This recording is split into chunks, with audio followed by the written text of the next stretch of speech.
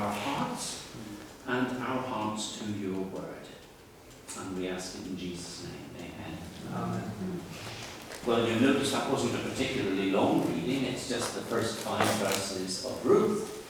And I'm thinking this evening it may be that you have in mind to pick on an Old Testament book to read and reflect on over the weeks ahead.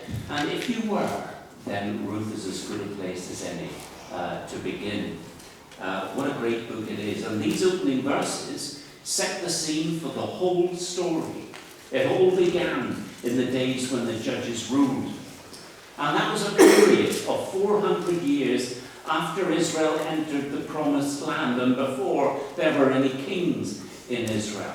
It's about 1400 BC to 1000 BC, a period I know you have extensive knowledge of, I'm sure. But that's when it was, so it's quite a while ago that these things happened. It was a period of great national instability, a time characterized by that telling little phrase at the end of Judges. In those days, there was no king in Israel, and everyone did what was right in his own eyes.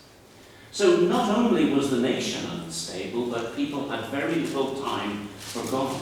So not unlike our own day, we might suppose. But it is into this context that the book introduces a famine and one family's response to it. Let's think a little bit about the famine first. We read verse 1, there was a famine in the land. Now, a famine might occur for a number of reasons that wouldn't occur to us. For example, the unpredictable rainfall in Palestine meant they happened more often than we would expect, living in Scotland, where we know that it's going to rain, and so we can account for it.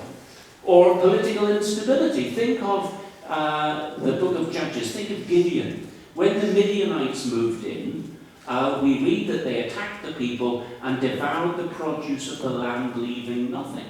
So political instability meant very often the crops that were sown and grown were just, devoured, taken. And then, of course, God's displeasure. In Leviticus, God warns Israel, if it persists in its sinning, your land shall not yield its increase, and the trees not yield their fruit. And so whatever the reasons for famine, and we can be fairly sure all three will probably have applied, imagine the hardship for the average family in such a situation. It's in this kind of setting that we read that a man of Bethlehem in Judah went to sojourn in the country of Moab, he and his wife and his 2 sons. Now, isn't this a very obvious reminder, but nevertheless a reminder that following the true God carries with it responsibilities? God has expectations of us. It's interesting that this family left Israel because the crops had failed, but there's another kind of crop that matters. And Jesus spoke about it a few times in the Gospels. Jesus said, those who hear the word and accept it should bear fruit, 30-fold or 60-fold or 100-fold. And we may be in challenging circumstances at the moment, maybe not as extreme as what we're reading of here, but how are we going to respond? Is it possible the real problem is not the circumstance, but the confused priorities on our part that led to it?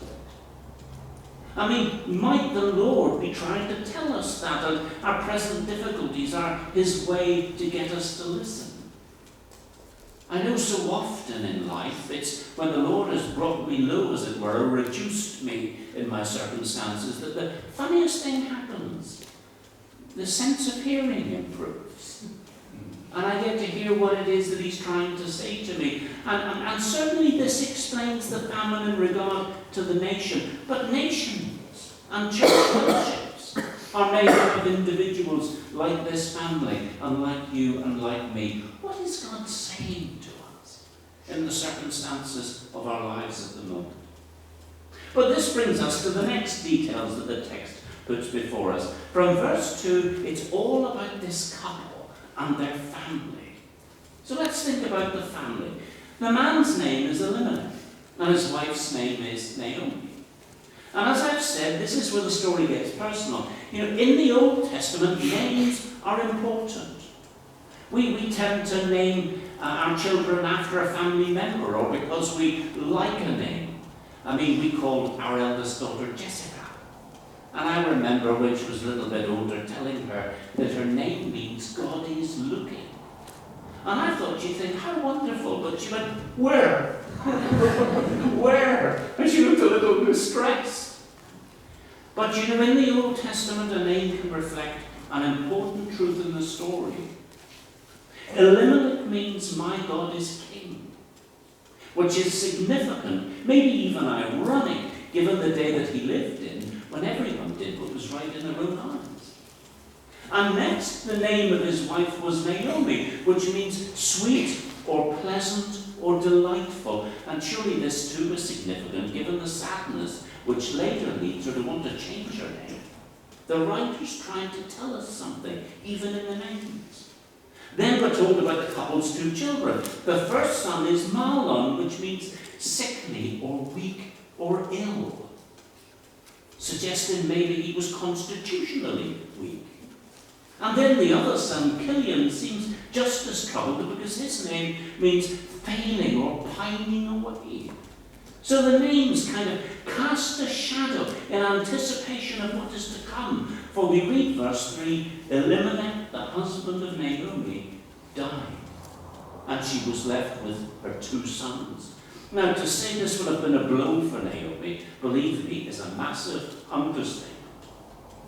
Psychologists today tell us that losing a spouse is one of the worst experiences we can suffer. It's not the worst, but it's close. And if we add to this that Elimelech embodied the vision that the rest of the family were following as they left out and went to Moab, his loss will have been devastating, disorientating. You can imagine them throwing their arms in the air and crying, what are we going to do now? What will become of us? And add again to this the economic realities. Naomi is a stranger in a foreign setting, without any recourse to others for support. I mean, her situation is desperate.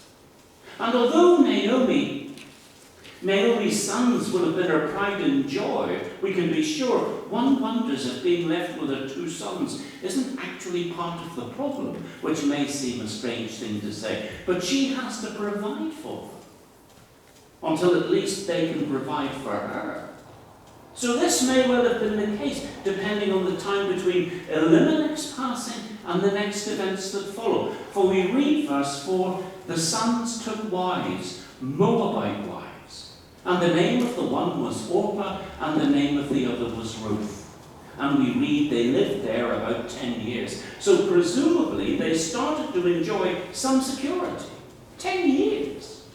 Maybe they were anticipating children, although we hear nothing of them. But given this natural expectation, imagine the blow for Naomi when we read, her sons Mahlon and Kilian died, so that she was left without her two sons and her husband. Now, imagine Naomi's devastation. This whole first chapter of Ruth is about Naomi. The writer wants us to think about her. And I said earlier that losing a spouse is considered one of life's great blows. But guess what the greatest is? It's losing a child. And this lady lost both, and lost her husband with them. Can you imagine the devastation? What could be said to encourage this lady? I mean, what hope is there for her? What does the future hold? Where can she turn? Well, let's think a little about her future. The whole point of verses 1 to 5 is to let readers know of this terrible plight that Naomi faces. If you're feeling the weight of it by the words I'm using, that's what the writer wants us to get.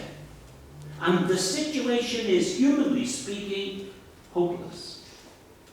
Yes, her two daughters-in-law are with her, but even that intensifies problems, because Naomi knows the girls don't need a mother-in-law to burden them. They need husbands to provide for them.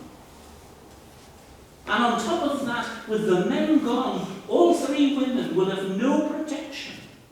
and are vulnerable to some who may not think twice of taking advantage of foreign women. And Naomi will feel this pressure. And of course, Elimelech's family is now on the brink of extinction. Something Israelites who valued ancestry dreaded. And so Naomi will be aware of that. And added again to the tragedy of it all, Elimelech's original decision to leave their homeland may well have been one that Naomi encouraged. And of course, if she encouraged her husband to leave the homeland and they've come to this reduced state, what's the first thing she'll feel? Guilt. She'll feel, I'm part of the sorry mess that has overtaken it. Partly my fault. And certainly verse 13 suggests that when she says, the hand of the Lord has gone out against me. The truth is, the situation seems hopeless. Now, some of us surely will have known what it is to have the weight of adverse circumstance bear heavily upon us. Surely some of us have known what it is to feel that all is hopeless. Maybe we've been where we don't know where to take the next step forward or what direction to turn. What are we to do? Where can we turn in such situations? Where is God in all this? Have we ever asked that question? Is this not a question that we're drawn to ask time and again, on occasion? But there are 2 points I want us to consider. 2 questions that are worth reflecting on. First, how should we respond at times like this? And secondly, how does God respond? Well, first of all, think about our own response. You know, I know John is a lover of the Puritans. I don't know how many Puritan tomes you get to read these days, John. I certainly don't get as many as I used to before I went into ministry. But the Puritans often spoke of the need for the godly to improve their circumstances. Improve their circumstances. Now, I know that sounds like they were encouraging us to roll up our sleeves and get stuck in, a very active sort of thing. But actually, it was more passive than that. What the Puritans meant was take advantage of the situation to reflect on what God might be saying in it. Take advantage of the situation and the circumstance to reflect on what God might be saying in it. Is God asking us to question things? Are there priorities we've unwittingly adopted? Or paths we've foolishly taken? Are there changes that need to be made? Adversity helps us with this kind of deeper self-examination that everyday life, with its, if you'll forgive me, its endless trivia and lists of things to do, prevents us doing, even discourages us. The events that occur in this story, the revision of earlier decisions, the adopting of another course of action, make it clear that Naomi was brought to this place. Brought to the place of serious reflection and questioning in her life. And this is what the Puritans meant by improving the circumstances that come our way. She must have made the sentiments of a later inhabitant of Bethlehem, King David, her prayer. You know the words, search me, O God, and know my heart. Test me and see if there is any wicked way in me. I'm sure she would have used words like this. And situations like the dreadful one Naomi faces, if we can resist the tendency to self-pity, and that's harder than we might think, they can motivate us to read the book that is our own lives, and more reflectively and prayerfully than we would do otherwise, and ask the kind of questions we'd otherwise not ask. It's easy in difficult situations to feel we must do something when maybe the Lord is asking us not to do something, but to ask, what is he saying in this? And Naomi will undoubtedly have been brought to the place where she has questioned everything. And her reduced circumstances will have enabled her to pray, search me, O God, and know my heart. I remember years ago reading the chap that Matthew Henry. And I read a little bit in his commentary, and it was talking about prayer. And he said, I've prayed often, but once, twice, or thrice have I truly prayed. And what he meant by that is that circumstances, situations, once, twice, or thrice have brought him to his knees, where his very prayers were the groaning of his heart as he faced difficulties and challenges and circumstances that he felt he hadn't the human energy or wit to deal with. And he cried out to the Lord, and I'm sure Naomi must have done. And so this is how we might respond to these situations. Improve the circumstances, as the Puritans would say. But if this is how we should respond, how in the second place does God respond? Well, thankfully in a way that can not only comfort us in trial, but cause us to bow down in worship. It's quite true that Naomi had been brought to circumstances that, humanly speaking, seem hopeless, but God's hand is not limited by what's humanly possible. God's hand is not limited. With God, all things are possible. And when God makes a plan, no one can ultimately thwart it or frustrate it. Not us, not other people. And importantly for tonight, not unforeseen events, not the devil. And one doctrine in particular brings this out, and that is the doctrine of God's providence, or his rule over his creation for his glory and the good of his people. Now, when I say that God rules, I don't mean like an earthly ruler, making the big decisions and leaving the smaller decisions and smaller matters to others. When the Bible tells us God rules, it means he does so absolutely, unreservedly. For example, in Lamentations 3 we read, "Who has spoken and it came to pass, unless the Lord has commanded it?"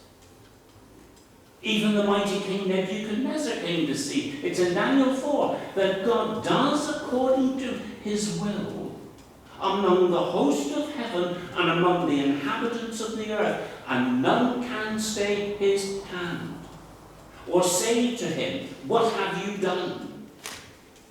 And so in the New Testament book of James, he warns those who are confidently making plans and deciding they're going to do this, that, and the other. He says, instead you ought to say, if the Lord wills, we will live and do this or that or the other.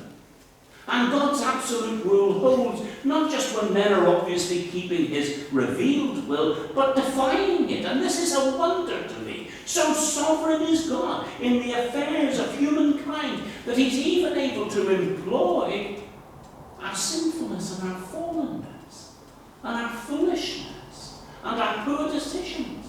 Think of Joseph in Genesis 50 and speaking to his deceiving brothers. I'm sure we know the verse. "As for you, you meant evil against me, but God meant it for good, to bring it about that many people should be kept alive as they are today." Isn't that extraordinary? And therefore Naomi, in all the difficulty and all the pressure and all the reduced circumstances that she feels, God is still sovereign. God is upon the throne for his own glory and the good of this lady that still trusts. God rules and directs and orchestrates constantly all events that occur within his universe for his own glory and for the good of his people. That's for you and I. And look at us. I mean, we're not worthy of the least of his favours. Can you imagine that he orchestrates all so that it brings him glory and brings us blessing?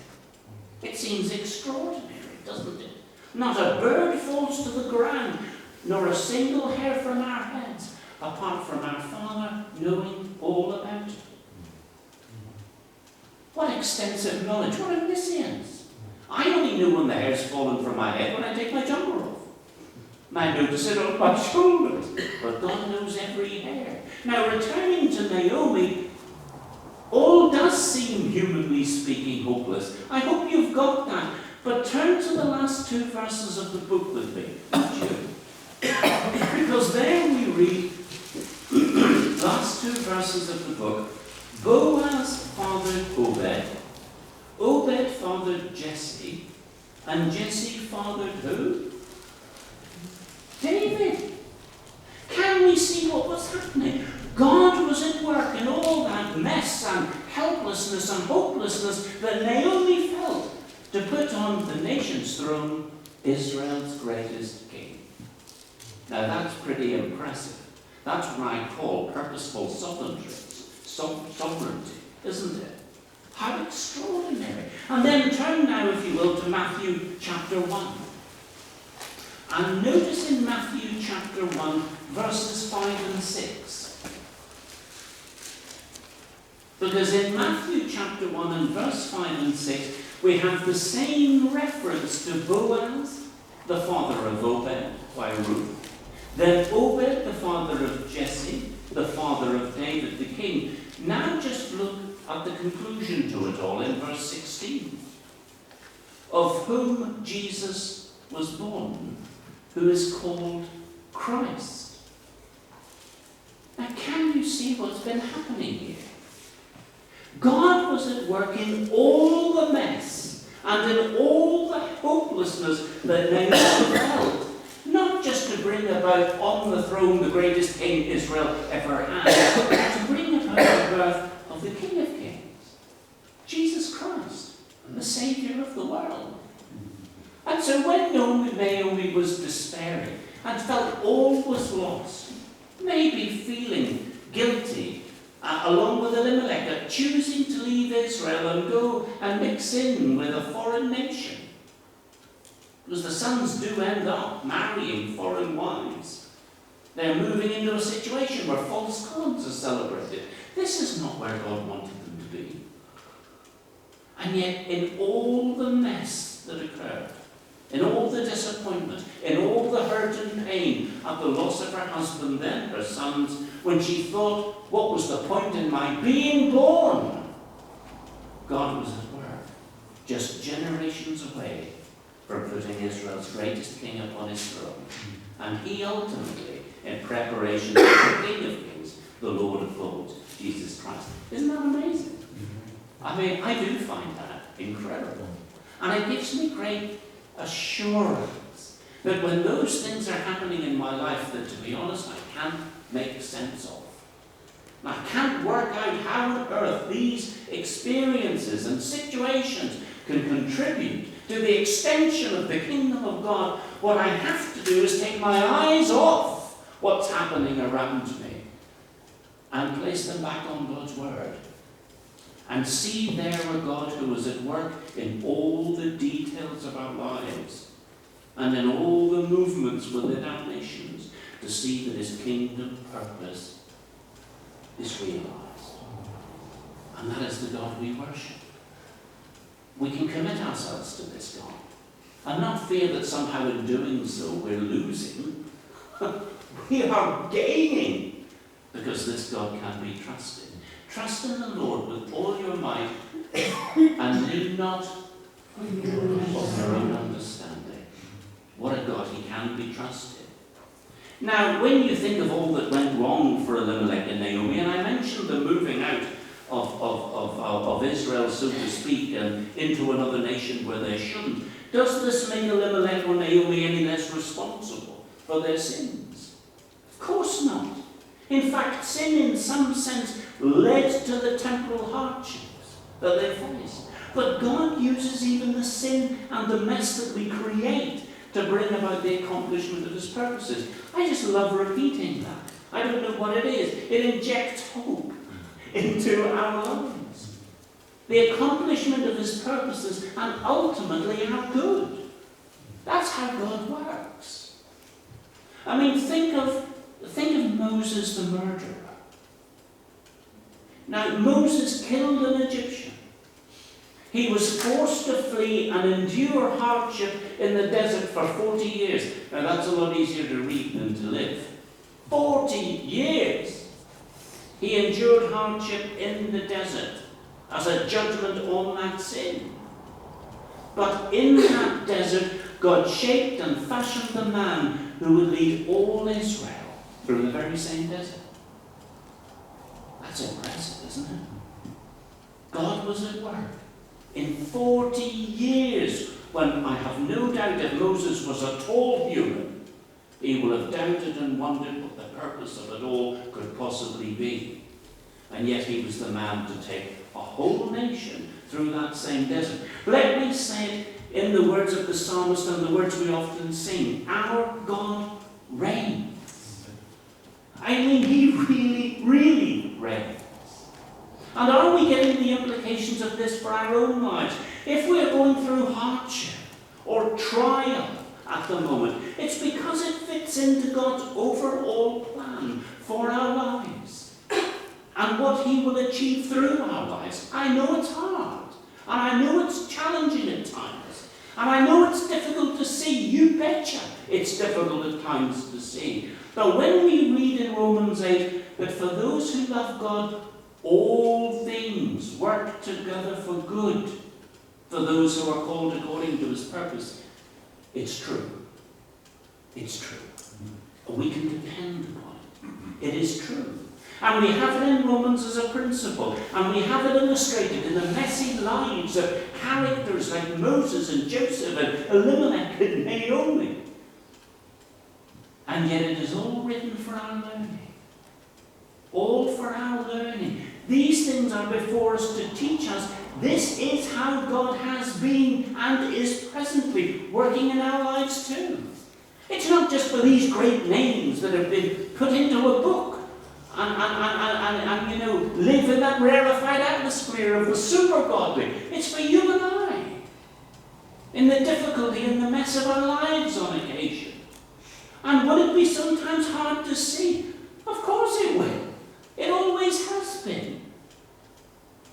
But Naomi, in the thick of it all, will no doubt have struggled with confusion. But as Cowper famously puts it, you know these words of Cowper: judge not the Lord by feeble sense, but trust him for his grace.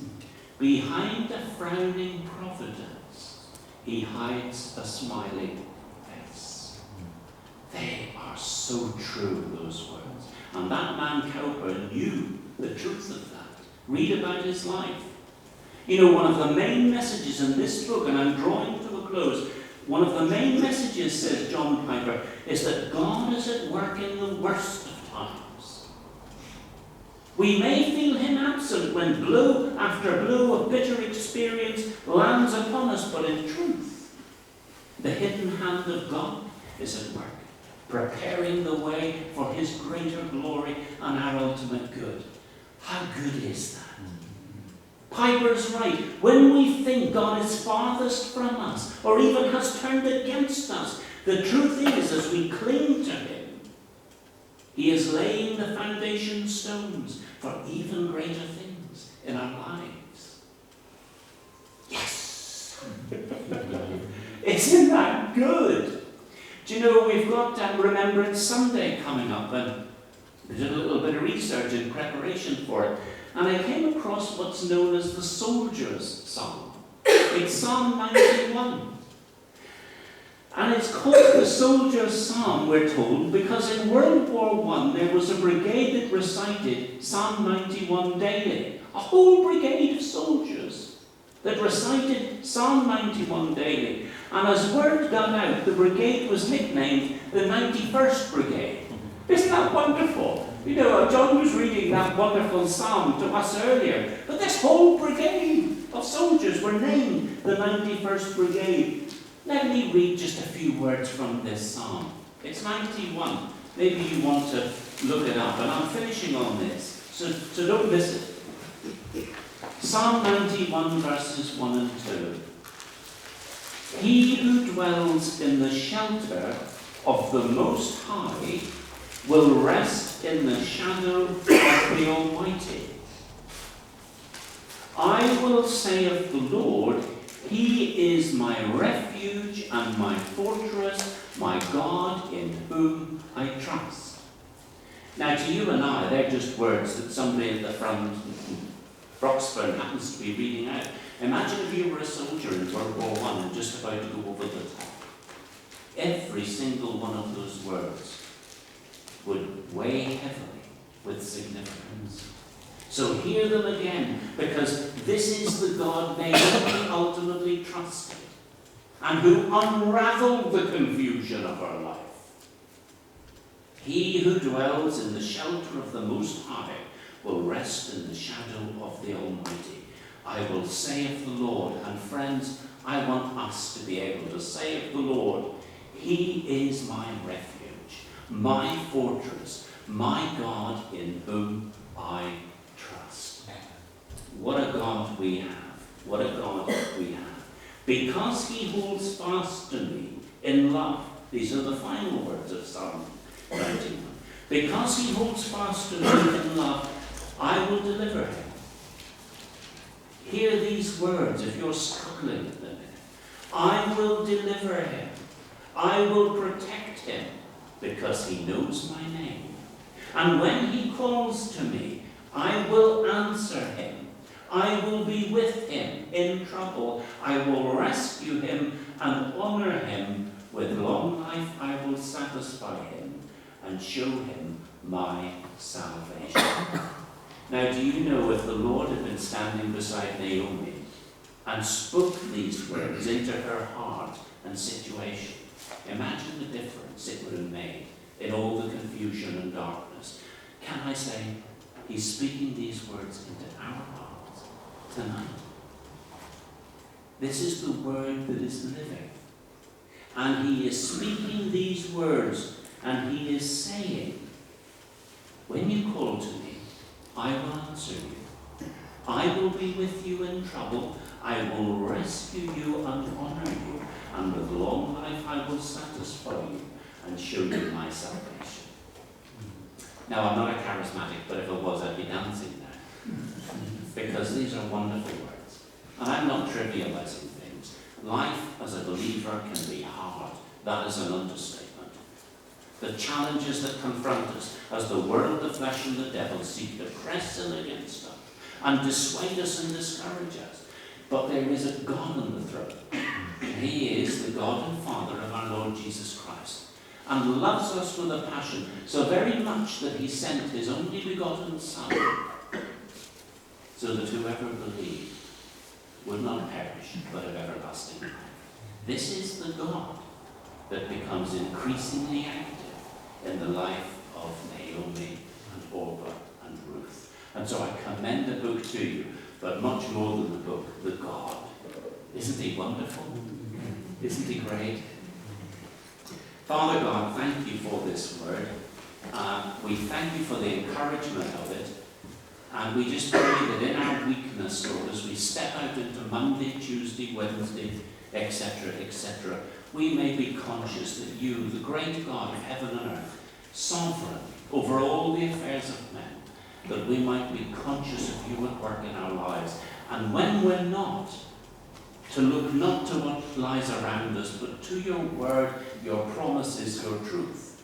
And standing upon it as that great solid foundation, may we know confidence and assurance once again, as we trust you, as this dear woman went on to do profoundly. We ask all these things in your name and for your glory's sake. Amen.